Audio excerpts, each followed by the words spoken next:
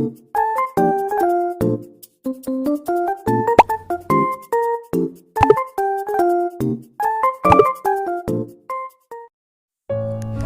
friends, welcome to Sohail Tutorials English Hub. I am Farida Sohail. In a previous video we have completed two poems of Class 10 West Bengal Board, The Snail and Sea Fever. अगर आप लोगों ने इस poem को अभी तक नहीं देखा है तो मैंने डिस्क्रिप्शन बॉक्स में इसका लिंक दे दिया है, वहाँ से आप देख सकते हैं। आज हम पढ़ेंगे नेक्स्ट पोएम, वो है fable, which was written by Ralph Waldo Emerson. Fable का मतलब होता है कहानी, जिसमें एनिमल्स मेन कैरेक्टर होते हैं और ह्यूमन बीइंग्स की तरह यानी इंसानों की तरह बातें करते हैं। तो इस तरीके की कहानियाँ हमने पढ़ी होंगी। विष्णु शर्मा के द्वारा लिखी गई काफ़ी कहानियाँ फेबल्स ही कहलाती हैं, क्योंकि उसमें जितने भी कैरेक्टर्स हैं वो एनिमल्स होते हैं। तो आज जो हम पोएम पढ़ने वाले हैं ये भी कन्वर्सेशन है बिटवीन स्क्विरल यानी गिलहरी और माउंटेन के बीच। तो सबसे पहले हम इस पोएम के ऑथर और उसके टेक्स्ट के बारे में पढ़ते हैं। Ralph Waldo Emerson, he was born on 1809 और इनकी मृत्यु 1882 में हुई थी। He was an American essayist, lecturer and poet. His famous poems include Concord Hymn and Brahma. ये अमेरिकन पोएट थे जो एक फेमस एसेइस्ट भी रहे हैं, लेक्चरर भी रहे हैं और एक शायर पोएट भी रहे हैं। और इनकी जो दो पोएम्स है काफ़ी फेमस हुई थी, वो है Concord Hymn and Brahma. This poem describes a conversation between the squirrel and the mountain. ये पोएम स्क्विरल यानी गिलहरी और पहाड़ के बीच हुई कन्वर्सेशन, बातचीत के बारे में बताती है। The squirrel points out that in this world every being, living or non-living, big or small, has their individual reason for existence. तो इस पोएम में गिलहरी कहती है कि इस दुनिया में जो भी चीज़ें हैं, हर एक चीज़, चाहे वो लिविंग हो या नॉन लिविंग थिंग हो, चाहे कोई बड़ा हो या छोटा हो, हर किसी के एग्जिस्टेंस यानी उसके वजूद में आने के पीछे कोई वजह है, कोई रीज़न है। हर कोई अपनी अपनी जगह पर इम्पोर्टेंस रखता है, हर कोई इस दुनिया में अपना रोल प्ले कर रहा है। So now let's move towards the poem. इस पोएम में कोई एक पर्टिकुलर राइमिंग स्कीम को फॉलो नहीं किया गया है। कुछ लाइन्स इसके राइम हो रहे हैं, जैसे फर्स्ट सेंटेंस का last word squirrel and quarrel, then third sentence का लास्ट वर्ड प्रिग, फिर फोर्थ सेंटेंस में रिप्लाइड एंड बिग। यानी सारे सेंटेंसेस के लास्ट वर्ड्स जो हैं ये राइम नहीं कर रहे हैं, कोई पर्टिकुलर राइमिंग स्कीम इसमें फॉलो नहीं हुई है। तो चलिए हम देखते हैं इसके फर्स्ट स्टैंजा को। The mountain and the squirrel had a quarrel, यानी पहाड़ और गिलहरी के बीच लड़ाई हुई। And the former call the latter little prig, और पहले ने दूसरे से कहा कि तुम प्रिग का मतलब तुम घमंडी हो। बन रिप्लाइड, यहाँ पे बन स्क्विरल यानी गिलहरी को कहा जाता है। Bun replied, you are doubtless very big, but all sorts of things and weather must be taken in together to make up a year and a spear. तो जब पहाड़ गिलहरी से कहता है कि तुम घमंडी हो, तो गिलहरी जवाब देता है कि you are doubtless very big, कि तुम इस बात में कोई शक नहीं कि तुम बहुत बड़े हो।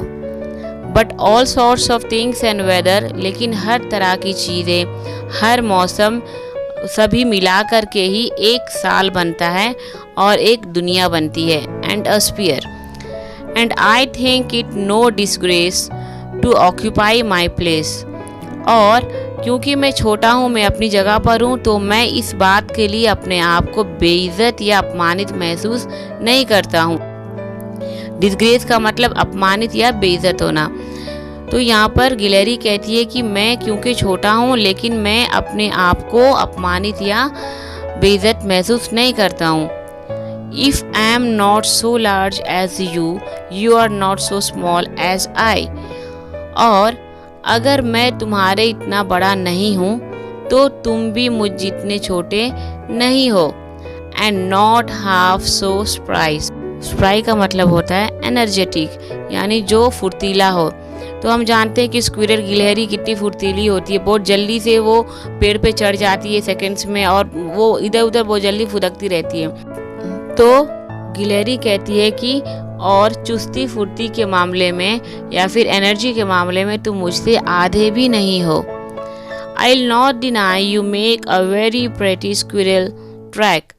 मैं इस बात से इनकार नहीं करता हूँ। डिनाई का मतलब होता है इनकार करना। I'll not deny you make a very pretty squirrel track। मैं इस बात से इनकार नहीं करता हूँ कि तुम हमारे लिए, तुम हम गिलहरियों के लिए एक खूबसूरत रास्ता बनाते हो। Talents differ. हर किसी की काबिलियत अलग अलग होती है। All is well and wisely put. और हर एक चीज़ बहुत अच्छे तरीके से और बहुत समझदारी से रखी गई है। इस दुनिया में जो भी चीज़ें हैं, चाहे लिविंग थिंग हो या नॉन लिविंग थिंग हो, उसके एग्जिस्टेंस के पीछे एक रीज़न है और हर एक चीज़ समझदारी और अच्छे तरीके से रखी गई है। If I cannot carry forest on my back neither can you crack a nut. यानी अगर मैं जंगल को अपने पीठ पर नहीं उठा सकता तो तुम भी एक नट यानी अखरोट नहीं तोड़ सकते। हम जानते हैं कि अखरोट का जो शेल होता है वो बहुत मजबूत होता है, उसे आसानी से तोड़ा नहीं जा सकता, और एक जो गिलहरी होती है वो उस नट को बड़े आसानी से तोड़ लेती है। तो वो कहती है माउंटेन से, पहाड़ से, कि अगर तुम जंगल अपने पीठ पे उठा रहे हो और मैं अगर नहीं उठा सकता हूँ तो तुम भी एक नट, एक अखरोट भी नहीं तोड़ सकते हो। ठीक है, तो ये इस पोएम की समरी थी। इससे हमें क्या समझ में आया कि दुनिया में जो हर एक चीज़ें हैं ये भगवान ने, ऊपर वाले ने बनाई है, तो इसके पीछे रीज़न है। किसी को छोटा ना समझें, और हर किसी में अपनी अपनी काबिलियत होती है और हर कोई इस दुनिया में अपना रोल प्ले कर रहा है। हर किसी के वजूद में आने के पीछे एक रीज़न है। मुझे इस पोएम से रहीम दास जी के एक दोहे याद आ गए। वो कहते हैं कि रहीमन देख बड़ेन को लघु न दीजिए डारी, जहाँ काम आवे सुई कहाँ करे तलवारी। यानी रहीम जी कहते हैं कि बड़ों को देख के छोटे को कभी भी छोटा नहीं समझना चाहिए। तो रहीमन देख बड़ेन को लघु न दीजिए डारी, जहाँ काम आवे सुई कहाँ करे तलवारी। यानी जिस जगह पे सुई का काम होता है वहाँ पे तलवार काम नहीं कर सकती। सुई का काम होता है सिलना, तो ये सिलाई का काम एक तलवार नहीं कर सकती। तलवार भले ही सुई से बड़ी हो, लेकिन जो काम सुई का है वो वही कर सकता है, और जो काम तलवार का है वो तलवार ही कर सकता है। Now let's see the figure of speech used in this poem. इसमें सबसे पहले तो पर्सोनिफिकेशन का यूज़ हुआ है। What is personification? When we compare two different qualities, or when we compare human qualities with an animal or non living thing, उसे हम personification कहते हैं। यहाँ पर एनिमल की क्वालिटी यानी स्क्विरल की क्वालिटी को कंपेयर किया गया है विथ माउंटेन से, नॉन लिविंग थिंग से, तो इसे पर्सोनिफिकेशन कहा जाता है। ये भी एक फिगर ऑफ स्पीच है। देन इसमें जो 3 लाइन्स हैं, and I think it no disgrace if I am not so large as you are not so small as I. यहाँ पर गिलहरी क्योंकि छोटी है लेकिन वो अपने आप को अपमानित महसूस नहीं करती है।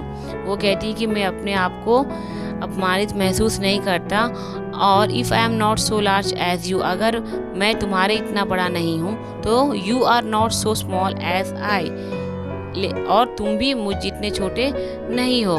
तो इसे फिगर ऑफ स्पीच में लिटोर्स कहा जाता है। It means it is a figure of speech where the affirmative is articulated by negating its contrary. यानी किसी भी नेगेटिव क्वालिटी को जब आप पॉजिटिव वे में लेते हैं और पॉजिटिविटी की तरह बताते हैं तो उसे लिटोर्स कहा जाता है। तो ये दोनों फिगर ऑफ स्पीच यूज हुआ है इस पोएम में, पर्सोनिफिकेशन एंड लिटोर्स। एंड देन एक सिंबॉलिज्म भी है, जैसे कि स्क्विरल ट्रैक। जो स्क्विरल कहता है कि you make a very pretty squirrel track, I will not deny that you will make a very pretty squirrel track. मैं इस बात से इनकार नहीं करता हूँ कि तुम एक हमारे लिए एक रास्ता बनाते हो। तो it is a symbol of resourcefulness.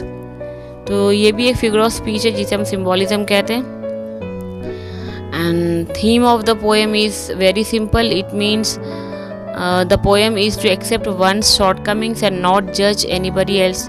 One should know that every individual has a role to play in nature. It is necessary to follow this to have a healthy mindset in today's date. Everybody should be happy with what gifts they received with and embrace their flaws, just like the little squirrel in the poem. The poem has very simply expressed the importance of self-love and how we should never look down upon someone else. Thank you so much for watching. आपको मेरा video अगर पसंद आया हो तो press the like button, share and subscribe my channel and don't forget to hit the bell icon so that you will get all the notifications. Till then, stay blessed, stay healthy, stay connected.